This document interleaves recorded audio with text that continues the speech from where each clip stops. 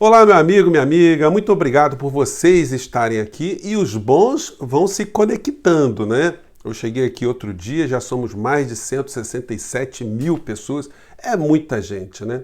E as conexões vão se dando também pela internet, então nessa terça-feira, dia 23 de junho, às 15 horas, nós vamos bater um papo numa live com o Eduardo Moreira.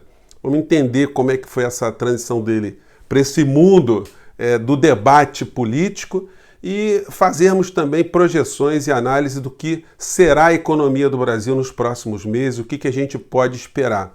E vamos analisar outras conjunturas também. Você é muito bem-vindo nesse papo. Estaremos aqui então na nossa live nessa terça-feira, dia 23 de junho, às 15 horas. Venham todos para cá.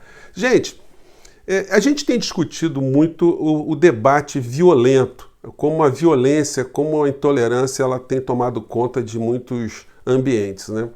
E eu posso dizer a vocês, sempre com uma mensagem muito realista e otimista, que esse grupo de pessoas, essa insanidade, esse grupo enorme de zumbis que vagueiam atrás de uma causa fantasmagórica, que esse pessoal está com os dias contados. Eles já começam a desaparecer, já começam a diminuir o número de vídeos, começam a retirar os traços e os rastros do crime, dos crimes de conspiração contra a Lei de Segurança Nacional, contra a quebra das instituições, contra a Constituição brasileira, contra a honra de terceiros, a criação de fake news, eles começam a desaparecer. Isso pode ser visto através de gente que estuda isso assim de uma forma muito científica. Existe um canal na internet que cuida só disso, que é comandado pelo Guilherme Felitti.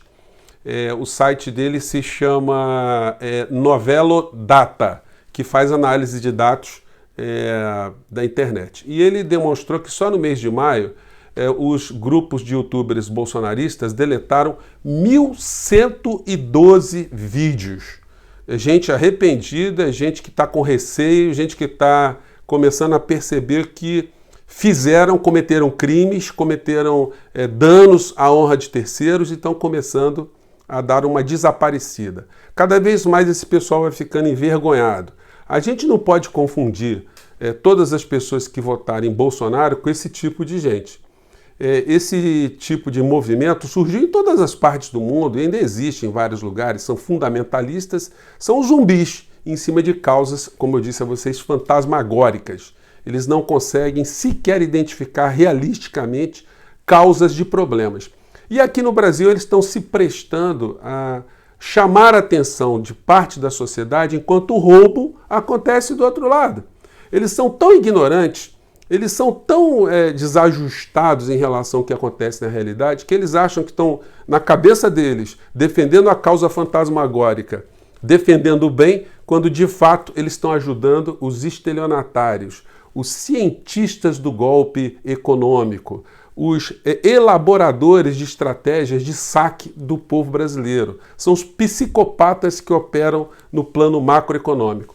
Gente, quando eu falo isso aí, não é teoria fantasmagórica, não. Eu já coloquei alguns vídeos aqui na descrição, os relatórios do Fundo Monetário Internacional para o Brasil, nos anos de 2016, 17, 18, 19.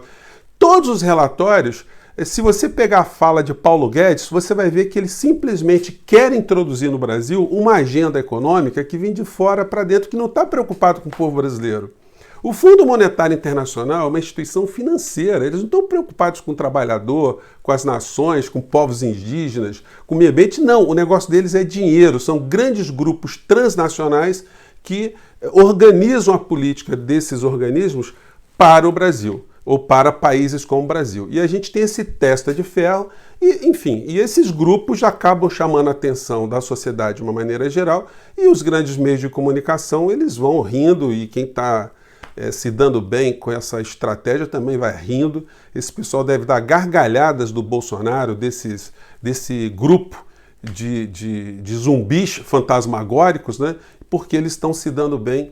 E, inclusive, a gente vai analisar essas coisas aí com nossa live aí com o Eduardo Moreira.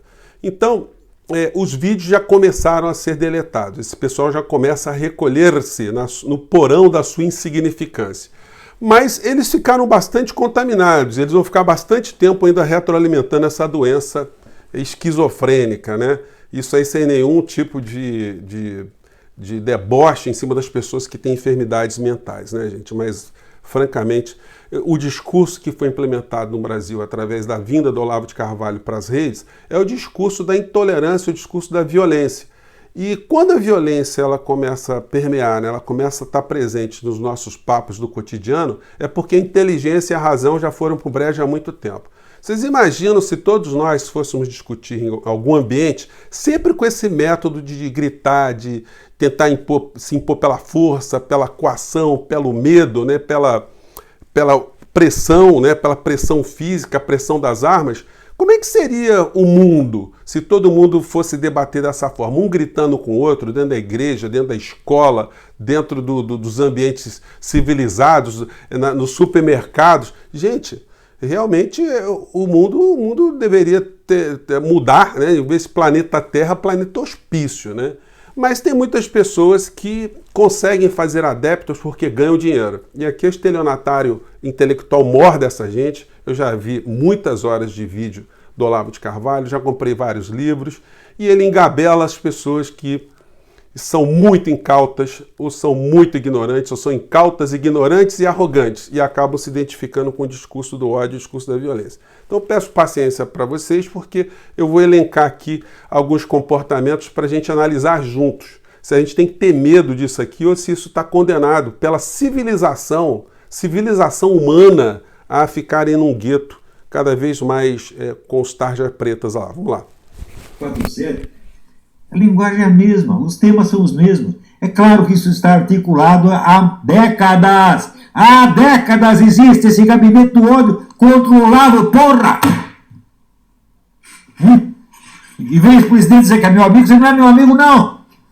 Você simplesmente se aproveitou. Tá certo? E vai me dar uma condecoração? Fica a condecoração no cu. Tá certo? Eu não quero mais saber. Então, eu só coloquei um trechinho aqui da criatura, que já é bastante conhecida, né? E ele acaba atraindo para o seu movimento todo tipo de zumbi perdido. O zumbi está perdido, cola, encontra um negócio desse assim, fala assim, é isso que eu queria para minha vida, né? E por isso que a gente muitas vezes tem dificuldade de discutir com parentes, com pessoas que a gente gosta e tal, porque algumas já foram abduzidas por esse tipo de situação, né? Mas vamos ver aqui um dos valentes escudeiros do Olavo de Carvalho que pratica esse método também. Vamos lá. Fique sabendo o seguinte. Vá tomar no cu e some do meu canal, filho da puta! Some! Some do meu canal, filho da puta! Se eu te ver pela frente, é diferente o discurso.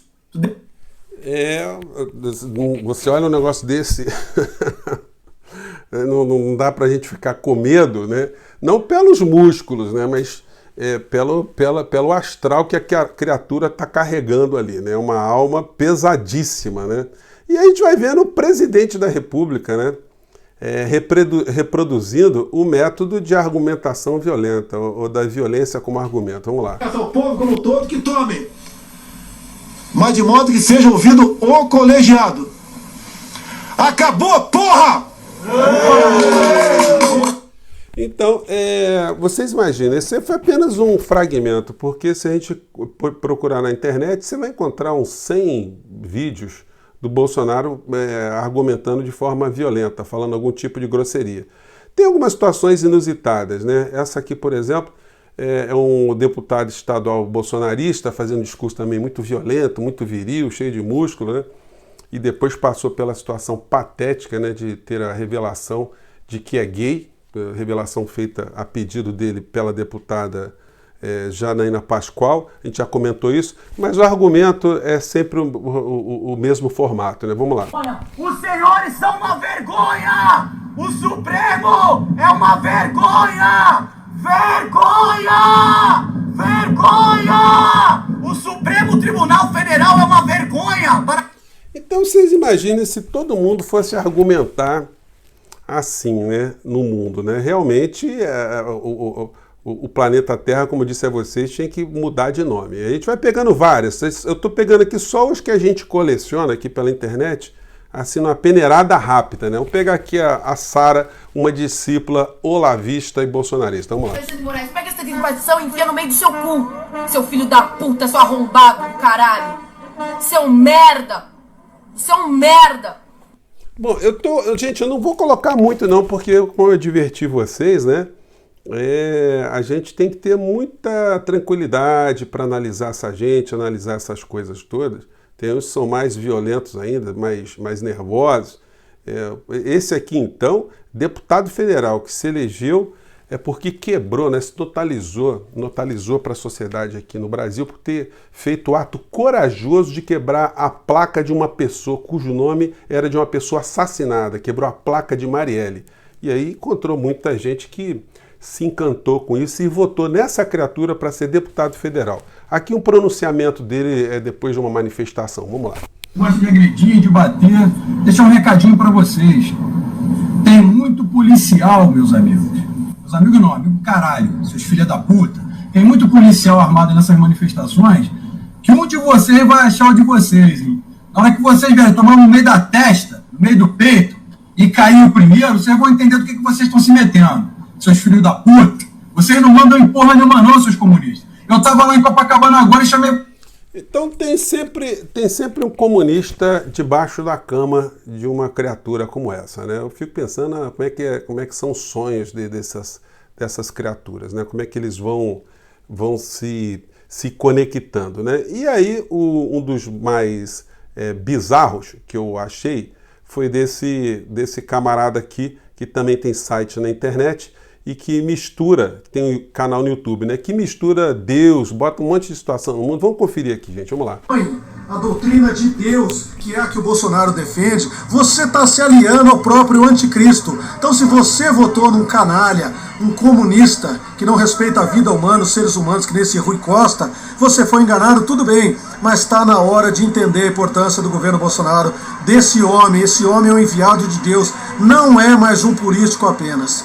É isso que é importante. A gente fala muito em Deus. Aí quando Deus envia um homem como esse Bolsonaro, a gente ainda fica dizendo que ele não é bom aqui ou ali. Mas a gente tem que assumir que nós somos ignorantes.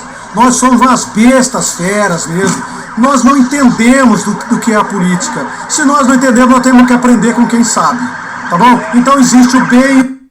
Bom, também mais um fragmento, eu coloquei um vídeo aí da criatura, do senhor Frazão, Marcelo Frazão, né?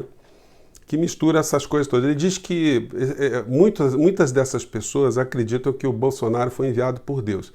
Olha, só se o estoque de gafanhotos lá no paraíso tivesse acabado para ele poder mandar Bolsonaro, porque exagerou na dose o Todo-Poderoso, porque o que o povo brasileiro está sofrendo e o tanto de gente que está morrendo por conta disso, olha, nem a Bíblia explica lá que uma praga pudesse causar tantos males a um único povo, né?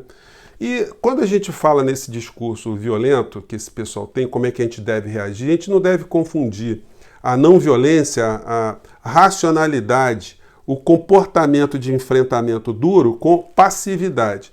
Nem sempre o comportamento não violento é um comportamento de você capitular, de você ceder ao outro.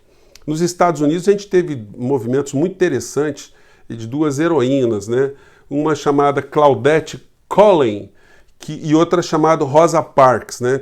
A Rosa Parks é a mais famosa, que foi uma cidadã negra norte-americana que se recusou a sair do assento de um ônibus que era destinado a brancos. Ela ficou ali firme, super rígida, sem praticar violência, mas ela foi muito contundente no comportamento dela. Ela só ia iria sair dali se chegasse a polícia, e a polícia chegou e ela foi retirada, mas ela se transformou ali numa heroína, né, para a causa das afirmações da dignidade da pessoa humana. E alguns meses depois, uma menina de 15 anos chamada Claudette Collen fez a mesma coisa, também reagiu, também sem nenhum tipo de violência. Então, gente, a gente tem sempre que lidar com essas pessoas todas com firmeza, com segurança, mas sem entrar nessa de ficar brigando com as pessoas fisicamente, de ficar comprando arma para enfrentar o outro que está com arma, enfim, de abaixar a guarda porque alguém está gritando. Como eu digo a vocês, Esse tipo de comportamento, ele sempre dá lugar quando a falta de inteligência chegou no ambiente. Toda pessoa que usa o direito dos bíceps para tentar vencer numa linha argumentativa, essa pessoa já não é mais um ser humano racional. Ela está muito mais próxima de um animal, de ser considerado um animal irracional e, portanto, desprezada como um animal irracional. Porque ninguém conversa com criaturas violentas, né? Criaturas violentas que não assimilam valores da racionalidade, realmente é uma perda de tempo. Então, gente, vamos analisar tudo isso, reflitam com o programa de hoje e percebam que esse tipo de comportamento, ele nunca prevalece na história da humanidade. São movimentos sazonais, passageiros, terminam em manicômios, terminam segregados ou terminam por conta própria, né? Praticam suicídios coletivos. Que isso não aconteça no Brasil. Gente, um grande abraço, até o próximo vídeo. Tchau!